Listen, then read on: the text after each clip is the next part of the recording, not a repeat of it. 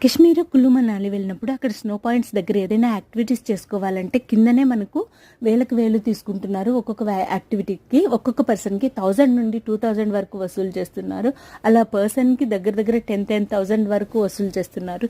ఈ స్కేటింగ్, మన కార్ అని, టైర్ అని, యాక్ అని వీటికైతే అస్సలు అమౌంట్ అలా ముందే టికెట్ తీసుకోవాల్సిన అవసరమే లేదు. ఈ స్కేటింగ్ అయితే అసలు రాని వాళ్ళు చాలా ఇబ్బంది పడతారు. కాబట్టి మీరు ఫస్ట్ అక్కడికి వెళ్ళి చూసి అక్కడే కావాలంటే బుక్ చేసుకోవచ్చు. పైనే చాలా కాస్ట్ తక్కువ ఉంటుంది. ఈ డ్రెస్కి కూడా 250 వసూలు చేస్తున్నారు. పైన కూడా బోల్డ్ డ్రెస్సెస్ ఉంటాయి, అక్కడే తీసుకోవచ్చు.